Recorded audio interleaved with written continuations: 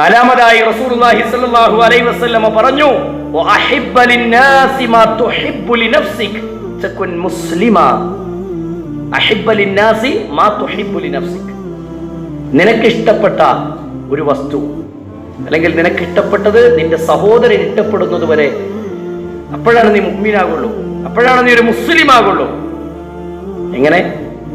അയൽവാസിക്ക് അല്ലെങ്കിൽ എൻ്റെ സഹോദരന്, എൻ്റെ നാട്ടിലുള്ള ആളുകൾക്ക് ദാനധർമ്മം ചെയ്യാനുള്ളൊരു മനസ്സിന്റെ ഉദ്ദേശം, അവിടെ മനസ്സിന്റെ ആഗ്രഹത്തിനാണ് പ്രധാനം കൽപ്പിച്ചത് പരിശുദ്ധ ദീനുൽ ഇസ്ലാം. കുറെ കൊടുക്കണമെന്നുള്ളതല്ല. എനിക്കൊരു ഒരു വീടുണ്ടെങ്കിൽ അയൽവാസിക്ക് അല്ലെങ്കിൽ എൻ്റെ സുഹൃത്തിന് ചോർന്നൊരിക്കുന്ന വീടാണെങ്കിൽ എൻ്റെ വീട് പോലൊരു വീടിൻ്റെ അയൽവാസിക്ക് അല്ലെങ്കിൽ എൻ്റെ സുഹൃത്തിന് ഉണ്ടായിരുന്നുവെങ്കിൽ എന്ന് കൊതിക്കുന്ന ഒരു മനസ്സുണ്ടോ, ആ മനസ്സിനാണ് ഇസ്ലാം പ്രാധാന്യം നൽകുന്നത്. ആ മനസ്സിനാണ് പ്രാധാന്യം നൽകുന്നത്. അതുകൊണ്ട് സുഹൃത്തുക്കളെ, ദാനധർമ്മം ചെയ്യുന്ന മനസ്സിന്റെ ഉടമകളാകണം. അതുകൊണ്ടാണ് പരിശുദ്ധ ഖുർആൻ ലൻ തനാലുൽ ബിർറ ഹത്താ തുൻഫിഖൂ മിമ്മാ തുഹിബ്ബൂൻ ആയത്ത് അവതീർണമായി നിങ്ങൾ ഇഷ്ടപ്പെട്ട് നിങ്ങൾ ദാനം ചെയ്യണമെന്ന് ആയത്തിറങ്ങിയപ്പോ അബൂ തൽഹത്തുൽ അൻസാരി റളിയല്ലാഹു അൻഹു റസൂലുള്ളാഹിന്റെ അടുക്കലേക്ക് വന്നു. റസൂലിനോട് പറയുകയാണ്, നബിയേ, എനിക്ക് ഏറ്റവും ഇഷ്ടപ്പെട്ടത് എന്റെ ബൈറുഹ എന്ന ഈ തോട്ടമാണ് നബിയേ. പക്ഷികൾ കളകൂചനം മുഴക്കുന്ന, ഈത്തപ്പഴ സാന്നിധ്യം കൊണ്ട് നിറഞ്ഞു നിൽക്കുന്ന, ആ പച്ചപ്പ് നിറഞ്ഞ അരുവികൾ ഒഴുകിക്കൊണ്ടിരിക്കുന്ന എന്റെ ബൈറുഹ, അതാണ് എനിക്ക് ഏറ്റവും ഇഷ്ടപ്പെട്ടത് നബിയേ. ഞാനത് ദാനം ചെയ്യട്ടെ റസൂലേ. അള്ളാന്റെ മാർഗത്തിൽ കൊടുക്കുക. അതിന്റെ കുടുംബത്തിൽ ദരിദ്രരായ ആളുകളെ നീ ഒന്നാമതായി പരിഗണന കൊടുത്തു അബൂ തുൽഹ എന്ന് റസൂലുള്ളാഹി സ്വല്ലല്ലാഹു അലൈഹി വസല്ലമ അബൂ തുൽഹത്തുൽ അൻസാരിയോട് പറഞ്ഞിട്ടുണ്ടെങ്കിൽ സുഹൃത്തുക്കളെ, അവരത് ചെയ്യാനുള്ളൊരു മാനസികാവസ്ഥ നോക്കി നിങ്ങൾ ആയത്തിറങ്ങിയപ്പോൾ അത് കൊടുക്കാൻ. ദാനധർമ്മം ചെയ്യുന്നിടത്ത് അതിങ്ങനെ തപ്പി എവിടെയെങ്കിലും ചെറുതുണ്ടോ നോക്കി ഒന്നല്ല, ഇഷ്ടപ്പെട്ടത് കൊടുക്കുക, ഇഷ്ടപ്പെട്ടത് കൊടുക്കുക. ഇപ്പോൾ അൽഹംദുലില്ലാഹ്, പണ്ട് കുറച്ച് കാലം മുമ്പൊക്കെ പള്ളിയിൽ നിന്നൊരു ബക്കറ്റ് പിരിവ് ഇങ്ങോട്ട് കിട്ടിയാൽ കുറെ കീറിയ 5-ന്റെ നോട്ടും 10-ന്റെ നോട്ടും കാണാം. പഴയത് കീസിന്നത് എങ്ങനെ ഒഴിവായി പോണല്ലോ. വെള്ളിയാഴ്ചത്തെ ആ പിരിവ് കണ്ടിട്ട് കഴിഞ്ഞാല് പിരിവ് കൊടുത്ത പോലെയായി ഇതണ്ട് ഒഴിവായി കിട്ടും ചെയ്യും. അതെന്തല്ല, ദാനധർമ്മല്ല, കീസിന്ന് ഒഴിവായി എന്ന് വേണമെങ്കിൽ പറയാം അല്ലേ. ഏറ്റവും നല്ല ധർമ്മേതാ?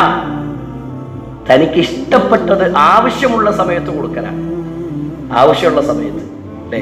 അതാണ് ഖുർആൻ പറഞ്ഞത്, യുത്ഇമൂന അത്അമ അലാ ഹുബ്ബിഹി മിസ്കീനൻ വയതീമൻ വഅസീറാ ഇന്നമാ നുത്ഇമുകും ലിവജ്ഹില്ലാഹ് ലാ നുരീദു മിൻകും ജസാഅൻ വലാ ശുകൂറാ ഇന്നാ നഖാഫു മിർ റബ്ബിനാ യൗമൻ അബൂസൻ ഖംതരീറാ.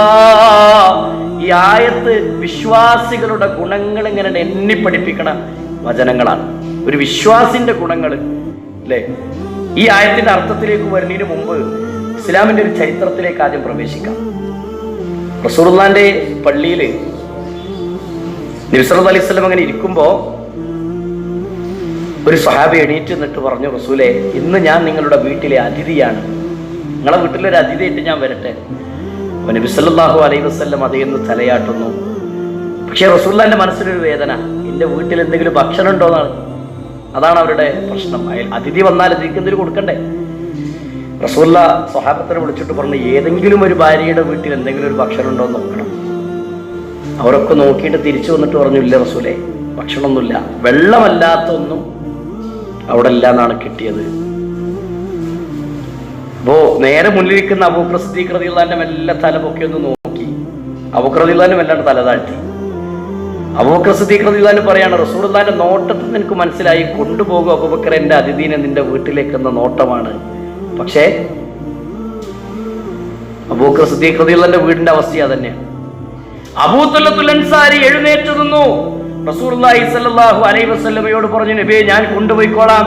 വീട്ടിലത്തെ അവസ്ഥ എന്താണെന്നല്ല, ഹബീബിന്റെ മുഖഭാവം കണ്ട് റസൂലുള്ളാഹി പ്രയാസപ്പെടുന്ന കണ്ട് അബൂ തൽഹ ഏറ്റെടുക്കാണ്, ഞാൻ കൊണ്ടുപോയിക്കോളാം. അബൂ തൽഹത്തുൽ അൻസാരി അതിഥീനെ കൂട്ടിയിട്ട് വീട്ടിൽ ചെന്നപ്പോൾ അവിടെ എന്താ ഉള്ളത്? ഇത്തിരി ഗോതമ്പിന്റെ ഭക്ഷണം. ഭാര്യ ഇങ്ങനെ പാത്രം കാണിച്ചു കൊടുത്തിട്ട് ഇവിടെ ഉള്ളൂ. മക്കളോണന്നാലും മക്കൾക്ക് കൊടുക്കാനുള്ളൊരു ഭക്ഷണം അതിങ്ങനെ മാറ്റി വെച്ചിട്ടുണ്ട്. സുഹൃത്തുക്കളെ, അത് വിളമ്പി അബൂ തൽഹത്തുൽ അൻസാരി ഒരു പാത്രത്തിലേക്ക് വിളമ്പാൻ പറഞ്ഞു. വിളമ്പി വെച്ച് ആദ്യം അവിടെ കൊണ്ടുപോയി പാത്രം വെച്ചു, പിന്നെ വിളക്ക് വെച്ച് പോരുമ്പോൾ വിളക്ക് ഊതിട്ടിട്ട് പോന്നു ഭാര്യ. അങ്ങനെ ചെയ്യാൻ വേണ്ടി അബൂ തൽഹ കൽപ്പിച്ചു. കാരണം ആ ഭക്ഷണം അതിഥി കഴിച്ചാൽ മക്കള് പട്ടിണിയാവും, മക്കള് കഴിച്ചാൽ അതിഥി പട്ടിണിയാവും. അപ്പൊ അതിഥി കഴിക്കട്ടെ, വീട്ടിലേക്ക് വന്ന അതിഥി റസൂലുള്ളാഹിന്റെ അതിഥിയും കൂടിയാണ്, അപ്പൊ പ്രത്യേകം പരിഗണിക്കണല്ലോ എന്ന് കരുതി അബൂ തൽഹ കൂടെ ഇരുന്നിട്ടില്ലെങ്കിൽ അതിഥിയുടെ മനസ്സ് വേദനിക്കുകയും ചെയ്യും. അപ്പോ അതിഥിന്റെ മനസ്സും വേദനിക്കാൻ പാടില്ല, ഉള്ളത് അതിഥി കഴിക്കും വേണം. അപ്പൊ വിളക്ക് ഊതിണ്ട് പോന്നാൽ എണ്ണ തീർന്നിട്ട് വിളക്ക് കെട്ടതാണെന്ന് അതിഥി വിചാരിച്ചു കൊള്ളും എന്ന് പറഞ്ഞ് അബൂ തൽഹ അവിടെ ഇരുന്നു. ആ പാത്രത്തിൽ കൈയിട്ട് അബൂ തൽഹ ഇങ്ങനെ വെറുതെ കൈയിട്ട് കഴിക്കണ പോലെ അവിടെ ഇരുന്നു. ആ ഭക്ഷണം അതിഥി കഴിച്ചു. പിറ്റേ ദിവസം റസൂലുള്ളാഹിന്റെ പള്ളിയിൽ വിശന്നൊട്ടിയ വയറുമായി അബൂ തൽഹത്തുൽ അൻസാരി എത്തുന്ന ഒരു രംഗമുണ്ട്. ഹബീബിന്റെ അടുക്കൽ നിന്ന് പുണ്യമറിയണം, ഇന്നലെ ഞാൻ ചെയ്ത ദാനധർമ്മത്തിന്റെ കൂലി അറിയണം, അതിഥി സൽക്കാരത്തിന്റെ പ്രതിഫലം എന്താണെന്നറിയണം. അബൂ തൽഹനെ കണ്ടപ്പോൾ റസൂൽ എഴുന്നേറ്റ് നിന്നിട്ട് തോളത്ത് ഇങ്ങനെ കൈവച്ചിട്ട് പറഞ്ഞു, അബൂ തൽഹ, നീ ഇന്നലെ കാണിച്ച ആദിത്യ മര്യാദ കണ്ട് അല്ലാഹ് പോലും സന്തോഷിച്ചു മോനെ അബൂ തൽഹ, അല്ലാഹ്ക്ക് പോലും സന്തോഷായി. നോക്കി നിങ്ങള്, സന്തോഷത്തോടെ അബൂ തൽഹത്തുൽ അൻസാരി തന്റെ വീട്ടിലേക്ക് മടങ്ങുന്ന ഒരു രംഗണ്ട് ഭാര്യനോട് ഈ വിവരം പറയാൻ. ആ വിശന്നൊട്ടിയ വയറുമായി തിരിച്ചു മടങ്ങുന്ന സ്വഹാബി ഉള്ളത് എടുത്തു കൊടുക്കുന്ന ഒരു മനസ്സുണ്ടായിട്ടുണ്ടെങ്കിൽ പരിശുദ്ധ ഖുർആൻ ഈ പഠിപ്പിക്കുന്ന ആയത്തേക്ക് ഈ ചരിത്രം ഒന്നും ഇടയിൽ നോക്കി സ്വഹാബാക്കളും നമ്മൾ എവിടെ നിന്നാണ് മനസ്സിലാവും അല്ലേ?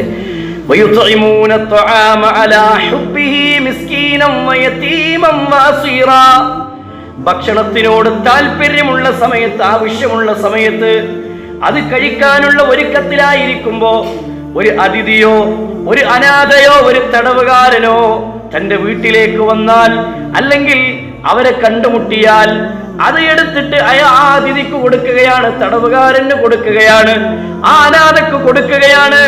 എന്നിട്ട് പറയുന്ന വർത്തമാനം